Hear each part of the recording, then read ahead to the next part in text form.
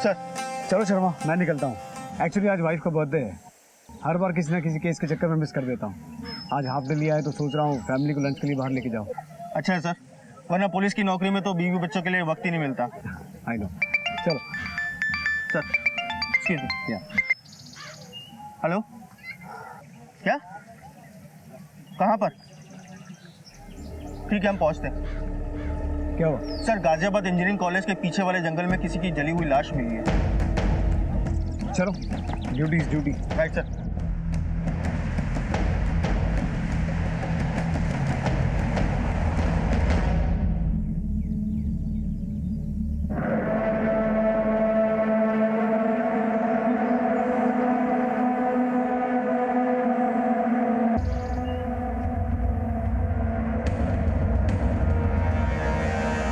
हाँ भाई। जी सर। इस लाश को तुमने कितने बजे देखा? सर मैं लगभग 6:30 बजे सुबह दासना की तरफ जा रहा था। अचानक इतनी तेज बदबू आई सर कि मैंने अपनी बाइक रोकी और देखा तो ये लाश जल रही थी सर। शर्मा सर अपनी एक टीम तैनात करो। इस तरफ आने जाने वाले रास्ते में जहाँ जहाँ भी सीसीटीवी है उसकी फुटेज चेक करो। Okay sir. सर एक मिनट। सर ये देखिए, घास पूरी तरह जली हुई है। इसका मतलब इस आदमी ने मरने से पहले बहुत हाथ पैर मारे होंगे। सर ये देखिए, इसकी चप्पल मिली है। एक चप्पल यहाँ है और एक चप्पल उसके पैर में, और रास्ते में ये निशान। इसका मतलब है इसने मरने से पहले काफी हाथ पैर मारे हैं। इसकी बॉडी को अपनी निगरानी में पोस्टमार्टम के लिए भिजवाओ।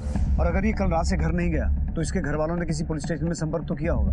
गाजियाबाद और उसके आसपास के एरिया में जितने भी पुलिस स्टेशन है वहाँ पता करो किसी की कोई मिसिंग कंप्लेंट दर्ज हुई है। Right sir.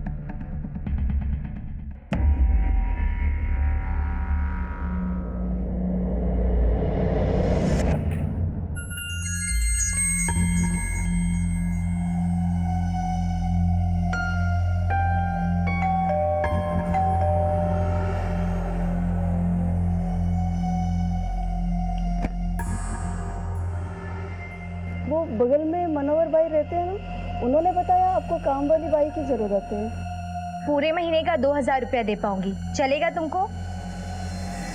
चलेगा। आओ बताती हूँ क्या क्या करना है। आ जाओ, इधर किचन है।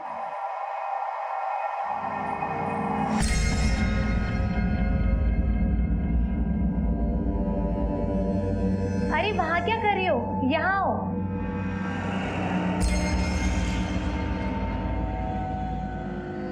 ये देखो, ये सब गंदे बर्तन है, इन्हें धो दो। ये है साबुन, वहां पानी है, मैं आती हूँ।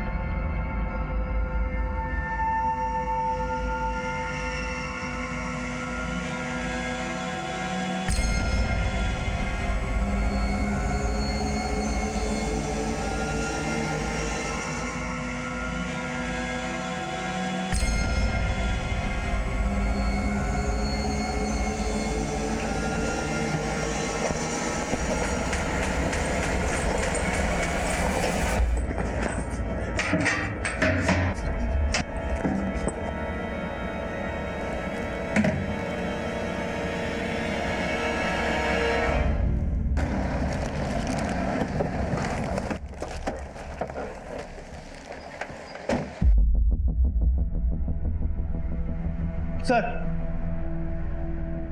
सर आपका अंदाजा सही निकला। उस आदमी को जिंदा जलाया गया। ये रही उसकी पोस्टमार्टम रिपोर्ट। सर लाश पूरी तरह जल चुकी थी, लेकिन फिर भी पोस्टमार्टम रिपोर्ट से पता चला है कि उस आदमी की उम्र 35 से 40 साल रही होगी और हाइट तकरीबन 5 फीट 9 इंच होगी। और कुछ हाथ लगा? हाँ सर। सर हमें उसका ये जला हुआ वोटर ID कार्ड मिला है। इसके स्टार्टिंग के 8 नंबर तो रिकवर हो गए हैं, लेकिन बाद के 2 नंबर वो आइडेंटिफाई नहीं हो पाए हैं। सर इसका नाम भी जल चुका है, लेकिन इसके नाम का पहला लेटर M से शुरू होता है और सेकंड नेम के आखिरी 2 लेटर A और D है। इस वोटर ID से हमें उस आदमी की पहचान के बारे में कुछ इन्फॉर्मेशन मिल सकती है। वोटर रजिस्ट्रेशन ऑफिस से पता करो। Okay sir. शर्मा, इस आदमी को इतनी बेरहमी से जलाकर मारा गया है, मुझे तो ये मामला आपसी रंजिश का लगता है। खैर, अपनी सभी टीम्स को अलर्ट पर रखो। हमारी तफ्तीश में किसी तरह की कमी नहीं रहनी चाहिए। Okay sir.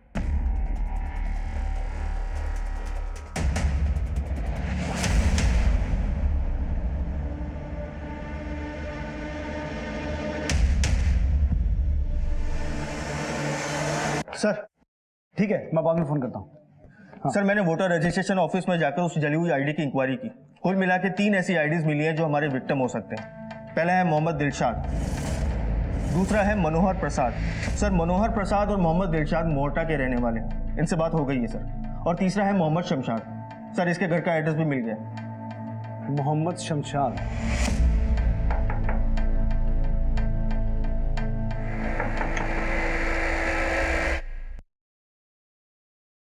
जी मोहम्मद शमशाद का घर यही है? जी हाँ यही है। क्या बात है सर?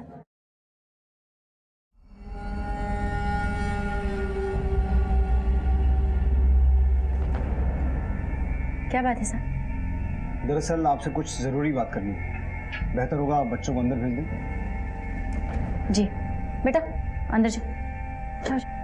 आइए साहब। अम्मी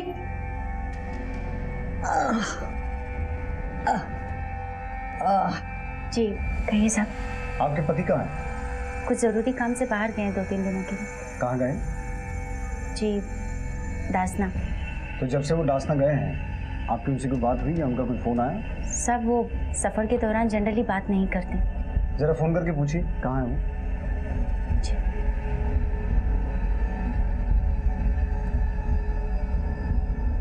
आपके द्वारा डायल किया गया नंबर अभी स्विच ऑफ है। फ़ोन बंद है साहब। क्या बात है, आप लोग उनके बारे में इतना पूछताछ क्यों कर रहे हैं? जरा इस सामान को गौर से देखिए। आपके पति का है क्या?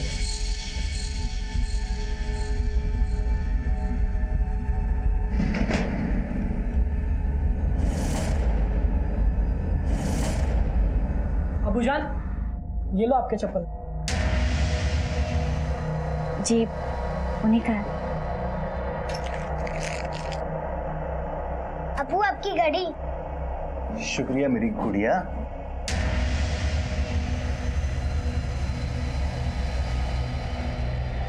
ये सब सामान उन्हीं का है साहब। पर ये सब आपको कहाँ से मिला और आप मुझे क्यों दिखा रहे? हुआ क्या है साहब? दरअसल हमें दासना के पास वाले जंगल से एक जली हुई लाश मिली है और उस लाश के पास से हमें ये सामान मिला है। हमें ऐसा लगता है कि वो लाश आपके पति की है। नहीं साहब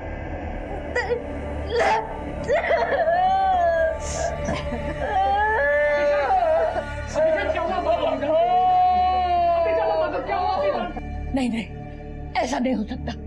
इंस्पेक्टर साहब आपको जरूर धोखा हुआ है। शमशाद मेरा बच्चा। आपके पति दासना क्यों जाते थे? दरगाह के बाहर हमारी फूल और चादर की दुकान है साहब, उसी का सामान लाने गए थे। तो जब कभी भी दासना जाते थे रुकते कहाँ थे, कुछ आइडिया है आपको? उनके एक दोस्त है मकसूद जी, प्रॉपर्टी डीलर है, छप्पर वाली मस्जिद के पास रहते। उन्हीं के पास। मकसूद का नंबर है आपके पास? जी दीजिए। आपको क्या लगता है शमशाद की किसी से कोई दुश्मनी थी? आपको किसी पे शक है? इंस्पेक्टर साहब दरगाह में फूल और चादर बेचने वाले की किससे दुश्मनी हो सकती है भला?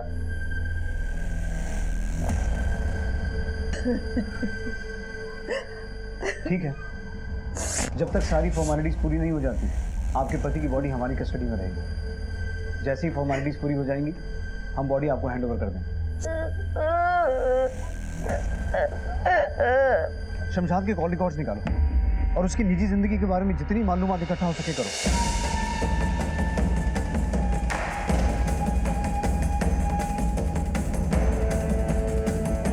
हेलो।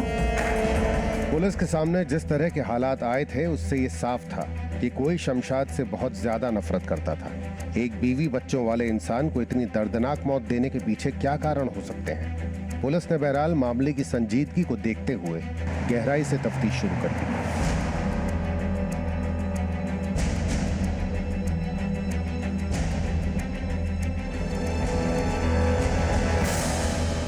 नहीं सर, शमशाद मेरे पास तो नहीं आया था। लेकिन उसकी बीवी नफीसा ने तो हमें बताया कि वो यहाँ आने वाला था। सर उसकी बीवी की हर बात का यकीन नहीं करे ना तो बेहतर है। क्यों? खुश नहीं था अपनी बीवी के साथ में वो। दोनों के बीच में हमेशा से अनबन थी। पर बात क्या हुई? क्या बताऊं यार, परेशान हो गया हूं अपनी जिंदगी से। जी तो चाहता है कि या तो अपनी जान ले लूं या तो उसकी जान ले लूं। अरे शमशाद, तू आराम से बैठ पहले, बैठ। अब आराम से बता हुआ क्या। वही तेरी भाभी नफीसा, वो खुद चैन से जीती है ना मुझे जीने देती। तो तुम्हें क्या लगता है शमशाद के मर्डर में नफीसा का हाथ हो सकता है? अब सर ये मैं कैसे बोल सकता हूँ। शमशाद की किसी और से कोई दुश्मनी? नहीं सर, शमशाद तो बहुत ही सीधा आदमी था, किसी से कोई दुश्मनी नहीं थी।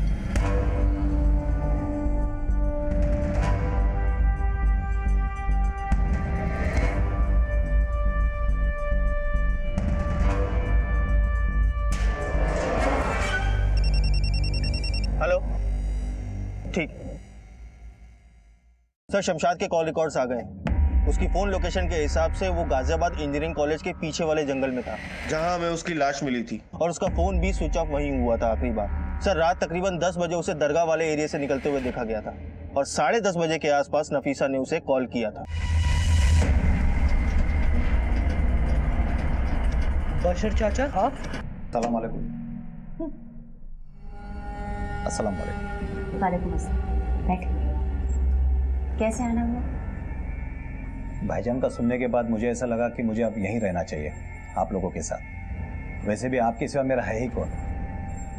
अब आप लोगों की देखभाल करना मेरा फर्ज है। फैजल, अब यही बाकी रह गया था। लोग क्या बोलेंगे इसकी जरा भी परवाह नहीं तुझे। शमशाद तेरा यहाँ आना बिल्कुल पसंद नहीं करता था। शर्म नहीं आती तुझे? शमशाद को बहुत सी चीजें पसंद नहीं थी खालाजान, नफीसा भी नहीं और शायद आप भी नहीं। चुप! सुनो, तुम्हें कल आने की जरूरत नहीं है, हम लोग कहीं बाहर जा रहे हैं। और ये सब छोड़ो, एक काम करो, ये पानी अंदर जाकर फेंक दो, जाओ। सुधाकर, तुम्हें तैयार नहीं होना है क्या? आओ जल्दी। ठीक है, आता हूँ।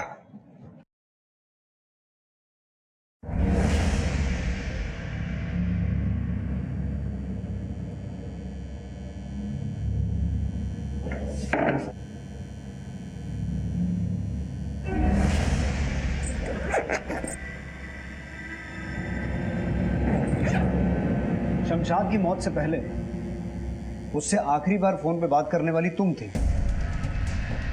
नफीसा, क्या छुपा रही हो हमसे?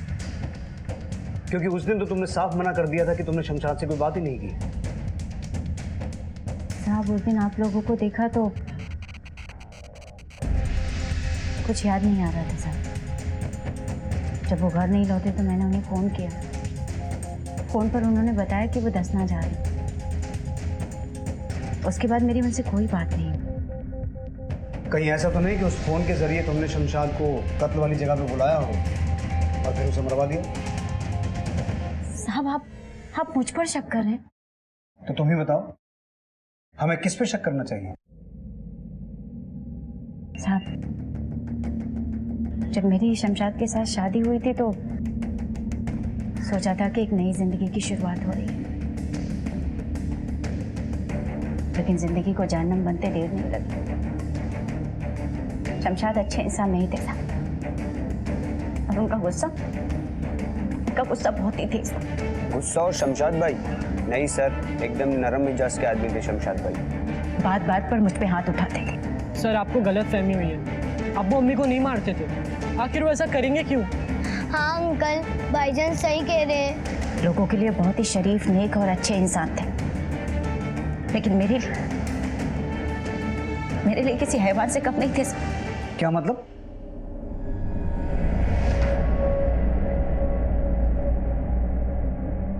ये निशान देख रहे हैं साहब? ये निशान उनके मुझ पर दिन रात किए गए जुल्मों की कहानी। कहीं कुछ भी हो, किसी से भी खपा हो, लेकिन गुस्सा केवल मुझ पर उतरता।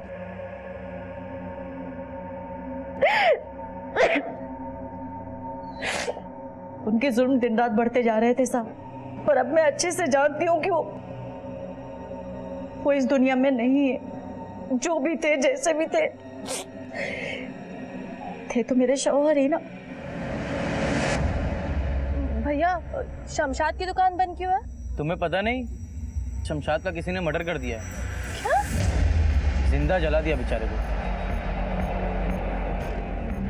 पति और पत्नी का रिश्ता बड़ा ही गहरा, बड़ा ही भरोसे वाला होता है, लेकिन नफीसा और शमशाद के रिश्ते में काफी बातें अजीब दिखाई दे रही थी। नफीसा शमशाद का एक अलग ही रूप पेश कर रही थी, जिसमें वो जालिम और बेरहम नजर आ रहा था, लेकिन दुनिया की नजर में वो बहुत ही सीधा साधा और शांत स्वभाव का इंसान था।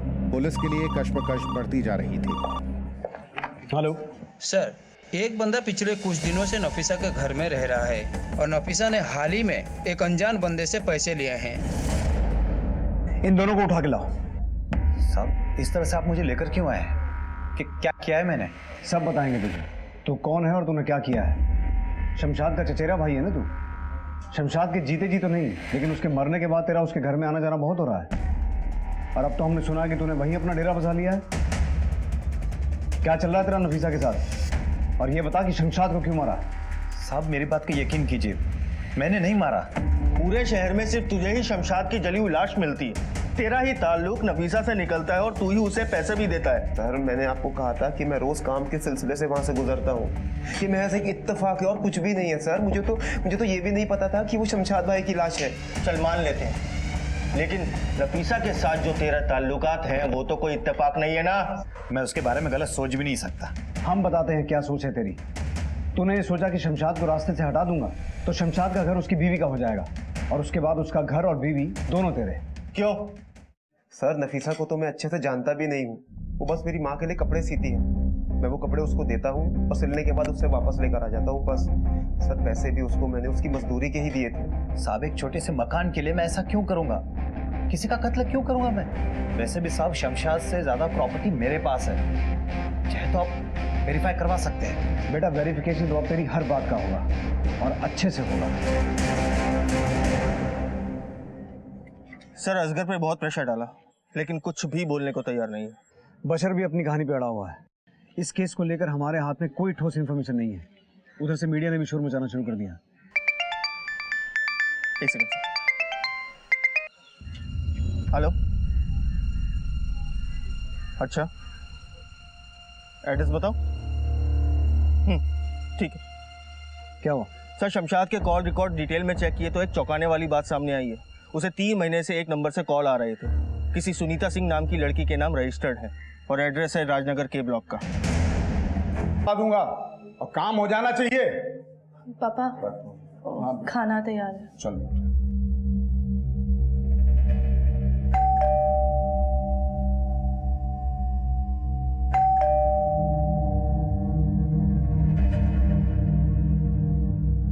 सुनीता का घर यही है?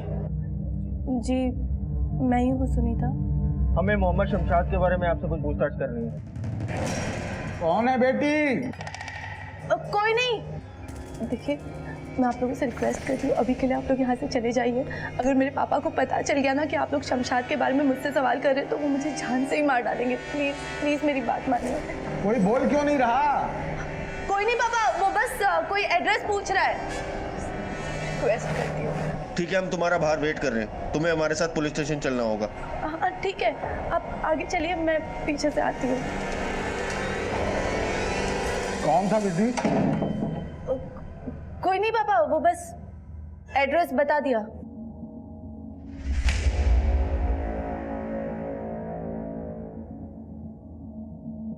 जनवरी 2016 से लेकर 13 मार्च 2017 तक तुम शमशाद से कॉन्स्टेंटली टच में थी। हमारी दोस्ती थी सर। दोस्ती? शमशाद की उम्र 43 की थी और तुम्हारी 21 की है। इतनी दोस्ती कैसे होगी तुम दोनों के बीच? तुम्हारे कॉल रिकॉर्ड्स के हिसाब से सुबह शाम बिना नागा कई कॉल्स होते थे तुम्हारे बीच, मैसेजेस होते थे, और कई कॉल्स के ड्यूरेशन तो आधे घंटे से ऊपर के हैं, वो भी दिन में 2-3 बार। फासला सिर्फ उम्र में बड़ा था, फोन में तो नजदीकियां बढ़ी। ये सारे सवाल आप मुझसे क्यों पूछ रहे हो सर? वो इसलिए क्योंकि हमें शमशाद की डेड बॉडी मिली है। किसी ने उसे जिंदा जलाकर मार डाला है, और जब हम उसका केस इन्वेस्टिगेट कर रहे थे तो उसके कॉल रिकॉर्ड्स में से हमें तुम्हारा नंबर मिला है। क्या लगता है कौन मार सकता है उसे? मुझे क्या पता सर, मैं तो खुद हैरान हूँ, मुझे कुछ नहीं पता सच में।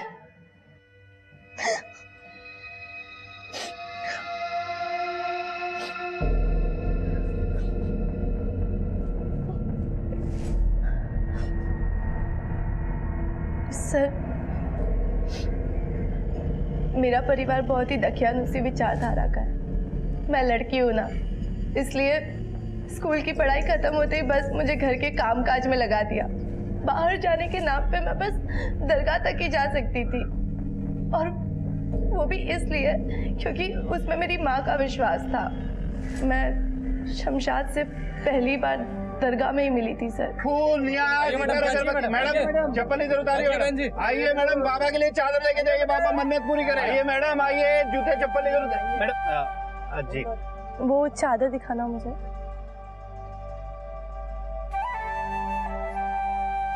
कितना रुपए? आप चादर चढ़ा कर आइए, पैसे हम बाद में देंगे।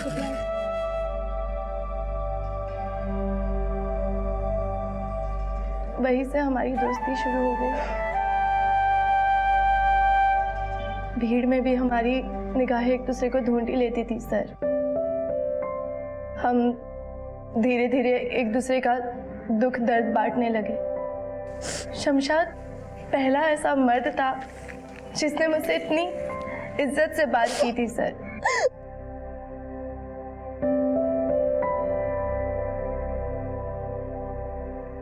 उम्मीद का धागा बांधते वक्त आंखों में आंसू क्यों?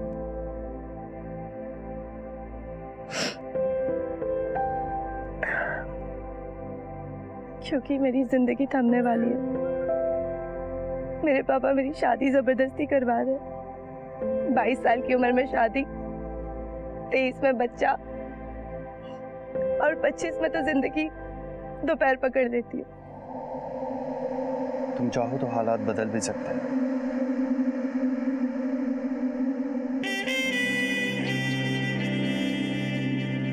हम फोन पर बातें करने लग गए और धीरे धीरे हमें नजदीकियां बढ़ने लग गई। तुम जानती थी कि वो शादीशुदा है और उसके बच्चे हैं? जी, पर उन्होंने मुझसे वादा किया था कि वो अपनी बीवी को छोड़कर मुझसे शादी कर लेंगे। तुम्हें कभी डर नहीं लगा कि अगर तुम्हारे परिवार को ये बात पता चल गई तो क्या होगा? लगता था सर, लेकिन मैं अपनी मोहब्बत में बहुत आगे निकल चुकी थी। शमशाद से आखिरी बार कब मिली थी? 13 मार्च को हम मिलने वाले थे। उनका मुझे सुबह फ़ोन आया था और उन्होंने कहा था कि वो मुझे रात को फ़ोन करेंगे, लेकिन वो रात कभी आई ही नहीं सर। मैंने बहुत बार उनको फ़ोन किया पर उनका नंबर बंद मिल रहा था, और जब मैं दरगाह गई तो भैया शमशाद की दुकान बंद क्यों है? तुम्हें पता नहीं, कल रात शमशाद का किसी ने मर्डर कर दिया है। क्या? जिंदा जला दिया बेचारे को। मैं अभी तक ये नहीं समझ पाई कि कोई उनको क्यों मारेगा सर, और किस लिए। क्या तुम्हारे घर में किसी को ये बात पता थी कि तुम्हारा शमशाद से अफेयर था? मेरे पापा को पता था। तो क्या लगता है तुम्हारे पापा शमशाद को कोई नुकसान पहुंचा सकते हैं? नहीं सर, मेरे पापा ऐसा कुछ नहीं कर सकते। ठीक है, तुम जा सकती हो।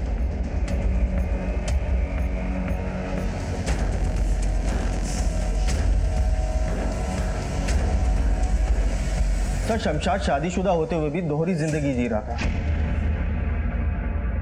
कहीं उसकी मौत की वजह उसका ये अफेयर ही तो नहीं? एक काम करते हैं, इस केस के सिरों को एक एक करके खोलते हैं। सुनीता के पिता को बुलाओ। Okay sir.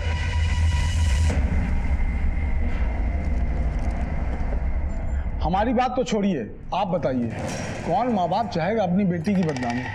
तो इसका मतलब ये हुआ कि शमशाद को आपने मरवाया है? मरवाना तो चाहता था, पर कोई अपना पहले से ही हाथ साफ कर गया। आपको जरा सा अंदाजा भी है कि आप क्या बात कर रहे हैं? जी हाँ, अच्छी तरह से। अब मुझे इजाजत दीजिए। नमस्कार। सर, तेवर तो बड़े तीखे दिखा कर गया।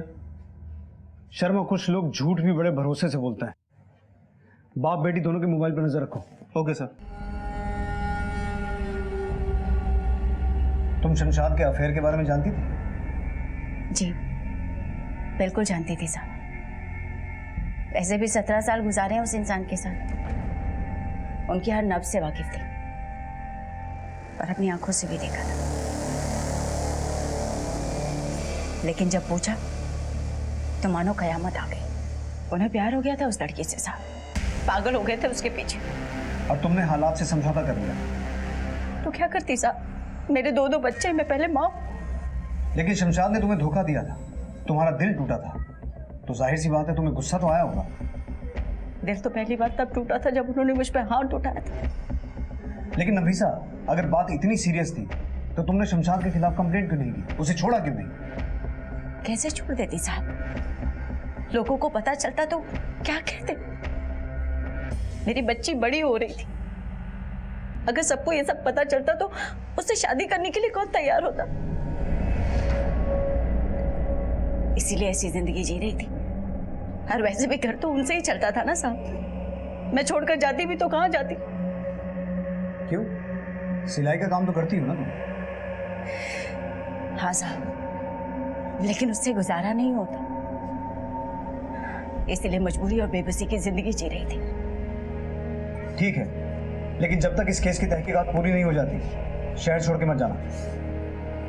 आप मुझ पर शक कर रहे हैं साहब? शमशाद मारपीट करने वाले, हाथापाई करने वाले इंसान थे। मैंने सब्र कर लिया, हो सकता है किसी और के सब्र का बांध टूट गया।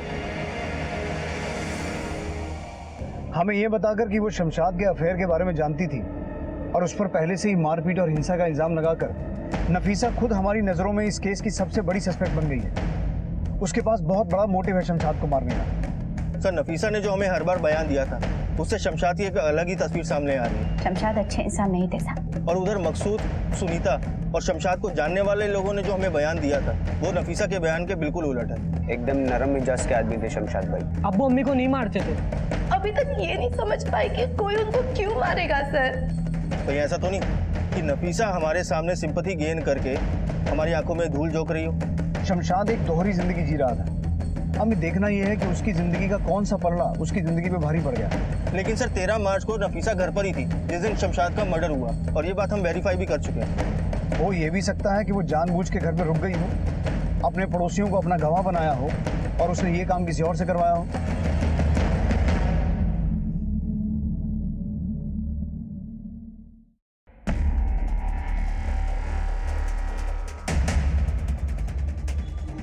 क्या कर रही हो तुम? कुछ नहीं मैम साहब, बर्तन धो रही थी। अच्छा एक काम करो, बाथरूम में कपड़े पड़े हैं वो लेकर आओ। ठीक है मैम साहब।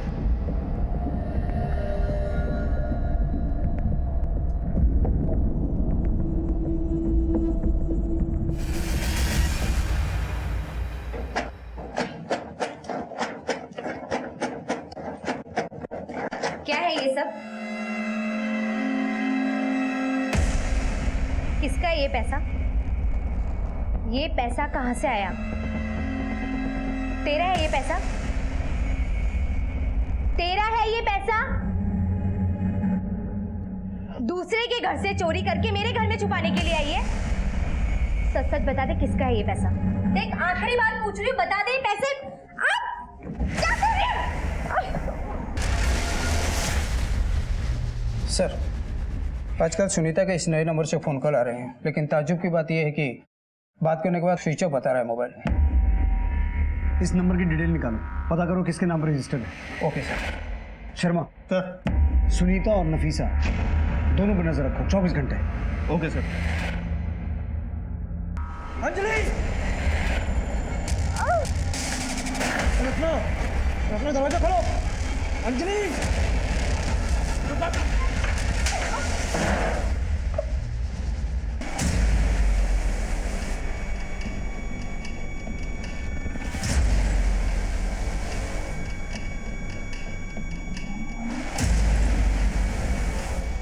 फैजल, तुम्हें गन कहाँ से मिली?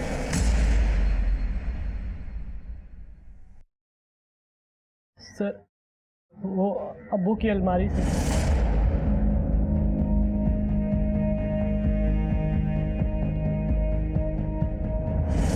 सर मुझे अब्बू जान की बहुत याद आ रही थी। हम उनकी अलमारी से उनकी तस्वीर लेने गए थे अपने पास रखने के लिए, और वहाँ से हमें ये गन मिली। साहब, जैसे ही मुझे पता चला मैं इसे लेकर यहाँ आया। अच्छा किया आपने। खैर आप लोग जाइए, हम देखते हैं। साहब, अभी तक आपको ना तो कोई कातिल मिला है ना ही कोई सुराग। शमशाद तो मुझे जीते जी भी जीने नहीं दे रहे थे और अब मरने के बाद भी जीने नहीं दे रहे। नफीसा, ये किसी का रचा हुआ चक्रव्यूह है और देर सवेर हम इस चक्रव्यूह को तोड़ ही लेंगे और बहुत जल्द शमशाद के कातिल हमारे सामने होंगे। जाओ।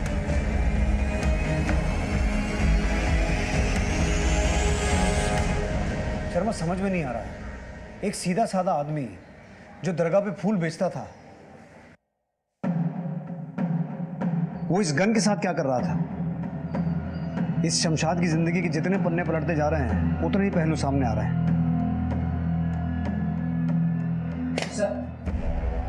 सर, सुनीता के मोबाइल पे जिस नंबर से कॉल आया था उसके एड्रेस पे सत्यमिंदर सिंह नाम का कोई आदमी किराए पे रहता था, लेकिन 2 साल पहले ही वो घर छोड़ के चला गया। अब किसी को नहीं मालूम वो कहाँ पे रहता है। शर्मा सर, अपनी टेक्निकल टीम से कहो कि उस नंबर को ट्रैक करें और वो नंबर जैसे ही ऑन होता है उसे ट्रेस करते रहें। एंड वेरी इंपॉर्टेंटली पहले ये पता लगाओ कि ये गन किसकी है, किसके नाम पर रजिस्टर्ड है। ये बहुत बड़ा कांड है शर्मा। हेलो सर, उस गन की डिटेल मिल गई है। वो शमशाद के दोस्त मकसूद के नाम रजिस्टर्ड है और वो गन डासना से खरीदी गई थी। वो सर, हाँ, वो गन मैंने ही दी थी शमशाद को। सर, वो करीब 15 दिन पहले आया था मेरे पास, बहुत ही बुरी हालत में था। मकसूद देख, मेरी जान खतरे में है, अपनी हिफाजत के लिए मुझे तेरी गन चाहिए। प्लीज यार, मेरा ये काम कर दे। उसकी हालत देख के लग रहा था सर वो सच बोल रहा था। और इसीलिए तूने अपनी गन उठाकर उसे दे दी। और जब हमने पहले पूछा था तब क्यों नहीं बताया? पहले बताता तो मैं फंस जाता। मैं वकील से सलाह कर रहा था सर। वकील से तो अब तेरा वास्ता पड़ता ही रहेगा। ले चलो इसे काम पर रखा था। देखिए, न जाने कहां से इतना पैसा लेकर आई है और जब पूछा तो मुझ पर ही हमला कर भागने लगी, इसलिए हम इसे यहाँ ले आए। कहाँ से आए इतने सारे पैसे? बोल। सब, मैं चोर नहीं हूँ, मैं यहीं बस्ती में रहती हूँ, घर के काम काज करती हूँ। मेरा पति का दिमाग की हालत ठीक नहीं है साहब, वो सारा दिन दरगाह में बैठा रहता है। दरगाह? कौन सी दरगाह? बड़ी दरगाह। बड़ी दरगाह? लेकिन साहब, कुछ दिनों से मेरा पति घर नहीं आया। तो तेरा पति इतने दिन से घर नहीं आया तो तूने शिकायत क्यों नहीं लिखवाई? साहब, वो हमेशा ऐसा ही करता है साहब। तो फिर ये पैसे का क्या चक्कर है? साहब, ये पैसे मेरे घर के सामने किसी ने छोड़ के गए थे और मैंने रख लिया। मैं झोपड़ी में रहती हूँ, ना दरवाजा ठीक है और रखने का कोई सामान, इसीलिए मैंने साहब और बेन साहब के घर पे छुपाई थी ये पैसे। कोई तेरे घर के बाहर पैसे रख कर गया और तुझे पता तक नहीं है? कांस्टेबल, इसे लेके जाओ। साहब, मैंने कुछ नहीं किया साहब। सर, शमशाद दरगाह वाले एरिया से गायब हुआ था और उसी एरिया से रत्ना नाम की एक औरत का पति भी गायब हुआ। सर, क्या इन दोनों के बीच में कोई कनेक्शन हो सकता है? हो भी सकता है। रत्ना के पति के बारे में और इन्फॉर्मेशन निकालो, हो सकता है उसका भी इस केस से कोई ताल्लुक हो। Okay sir. शर्मा, हमारे पास इस केस के 5 प्राइम सस्पेक्ट हैं। नफीसा, बशर, असगर, सुनीता और सुनीता के पिता जगन्नाथ सिंह। नफीसा घरेलू हिंसा की शिकार थी और उसको अपने पति के अफेयर के बारे में भी पता था। हो सकता है उसने बशर की हेल्प ली हो, और हो ये भी सकता है कि नफीसा और बशर का अफेयर चल रहा हो। इस हिसाब से बशर के पास शमशाद को मारने का मोटिव तो बनता है। इसके बाद है असगर। असगर का कहना है कि उसका नफीसा में कोई इंटरेस्ट नहीं है, लेकिन हमें लाश की इंफॉर्मेशन देके वो हमें गुमराह कर सकता है। इस हिसाब से उस पर भी शक तो बनता है। सुनीता, हो सकता है सुनीता के पहले पहले प्यार की मिठास कम पड़ गई हो, लेकिन शमशाद उसे छोड़ना न चाहता हो और इसी वजह से सुनीता ने यह कांड किया हो। या फिर सुनीता के पिता जगन्नाथ सिंह को अपनी इज्जत बहुत प्यारी थी और हो सकता है ये मामला ऑनर किलिंग का हो। सर, शमशाद ने मकसूद से कहा था कि उसकी जान को खतरा है। आखिर ये खतरा किससे हो सकता है? और सर, उसे पीटा किसने होगा? वो जो कोई भी है शर्मा, इन सभी प्राइम सस्पेक्ट्स में से कोई एक है और जब तक हमारी इन्वेस्टिगेशन एक्टिव है वो सामने नहीं आएगा। एक काम करते हैं, अपनी इन्वेस्टिगेशन को गुप्त तरीके से जारी रखते हैं। दुनिया के सामने यही दिखावा करते हैं कि हमने इस केस को क्लोज मान लिया है, लेकिन खामोशी से सभी प्राइम सस्पेक्ट्स पर नजर रखेंगे। देखते हैं सबसे पहले कौन हरकत में आता है। Right sir.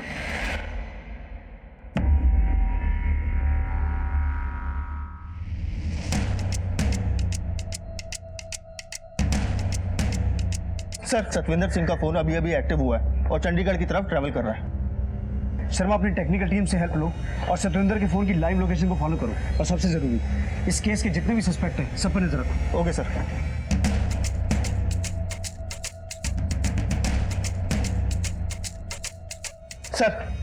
Sir Satvinder Singh का फोन ट्रैवल करके चंडीगढ़ से वापस गाजियाबाद की तरफ आ रहा है और सर्च नंबर पे उसने फोन भी किया था। ओह, तो ये औरत अभी तक हमारे साथ गेम खेल रही थी। पीछा करो इसका और सतविंदर के फोन को लगातार फॉलो करते रहो। Okay sir.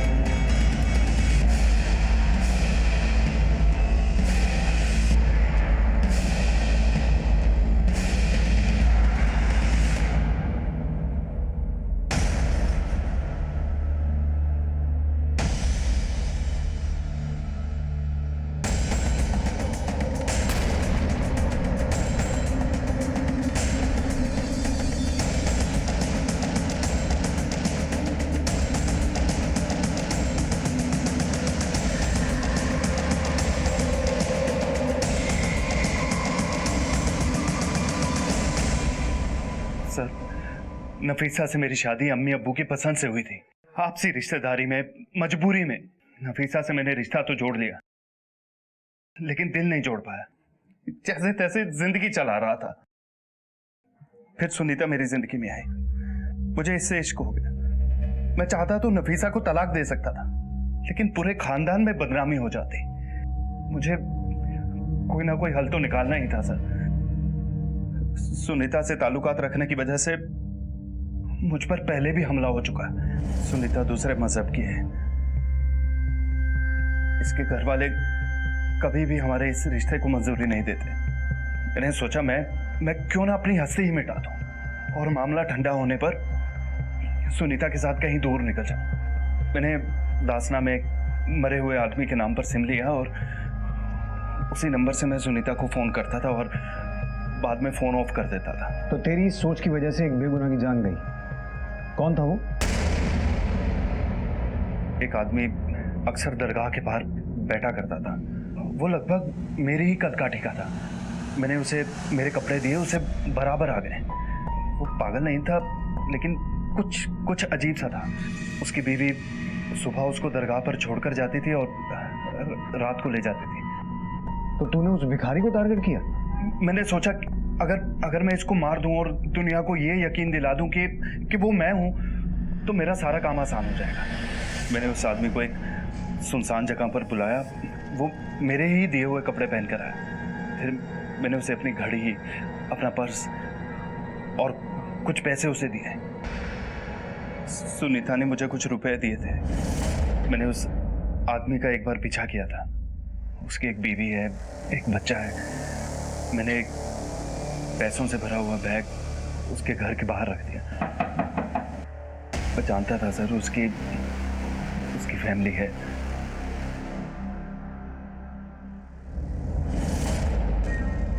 और तुम्हें इसने कैसे कन्विंस किया अपने प्लान में शामिल होने के लिए? सर, अगर भागकर शादी करती तो न जाने क्या हो जाता। पापा ने पहले भी शमशाद को पिटवाया है, अब की बार तो जान से ही मार डालते। इसलिए अकेले भागूंगी तो हल्ला नहीं होगा सोचकर मैंने शमशाद का साथ दे दिया। प्लान अच्छा बनाया था तुमने, कामयाब भी हो गए। अब इस कामयाबी का इनाम भी मिलेगा, जिंदगी भर जेल में रहना दोनों।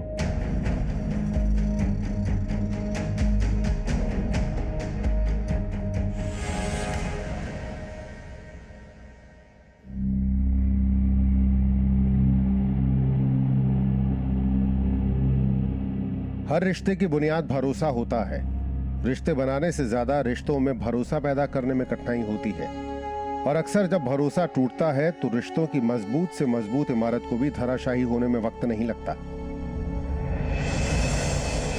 अल्लाह के वास्ते मेरे बच्चों को हाथ मत लगाना। मरने का नाटक तो पहले ही कर लिया था, आज वाकई में मर गए हमारे लिए। वो एक साथ जिंदगी गुजार तो रहे थे, लेकिन कभी एक नहीं हो पाए थे, एक दूसरे को अपना नहीं पाए थे, और अंजाम इतने खतरनाक और भयानक रूप में सामने आया।